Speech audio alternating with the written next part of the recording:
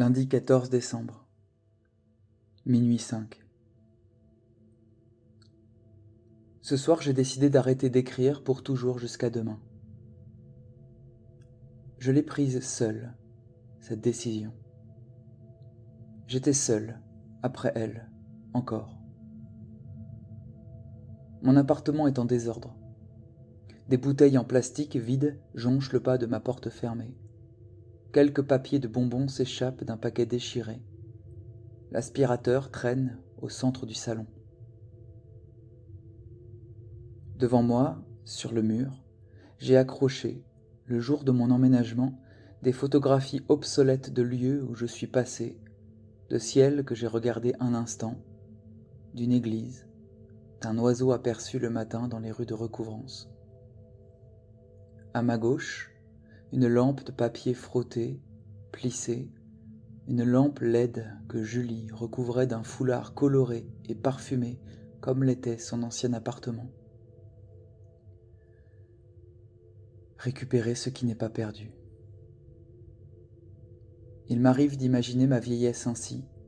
Je rentre des courses, 2 sacs sous les bras, et l'un des sacs se crève et répand dans la rue une partie de mes commissions, et puisque je me penche pour récupérer l'huile d'olive, la crème fraîche, les amandes, c'est l'autre sac qui s'ouvre et couvre le trottoir de sauce tomate, de lait frais et de condiments.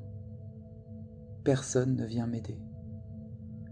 Je n'ai plus de sac où ranger les achats qui ne sont pas déjà détruits, et je dois choisir ce que je veux emporter.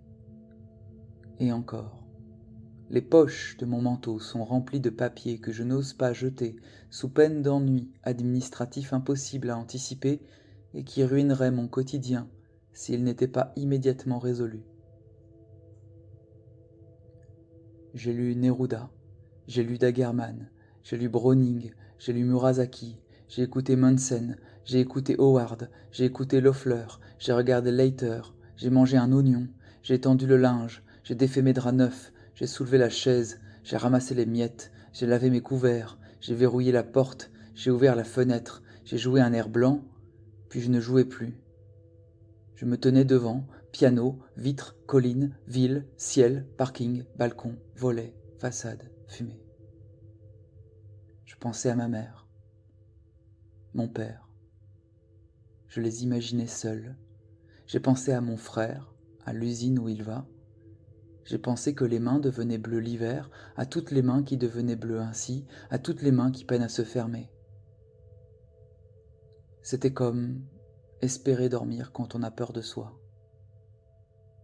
J'ai pensé, basculer est possible, facile. Basculer est un coup. J'ai pensé aux cousins morts, à ceux qui sont vivants. Le radiateur chauffait et j'ai pensé au feu. C'était penser au phare comme je le faisais petit, la pointe de pierre, l'eau et la lentille fermée. J'ai cru, voulu, touché, et c'était comme si je ne pensais plus alors que je pensais. J'ai décidé d'écrire encore jusqu'à demain.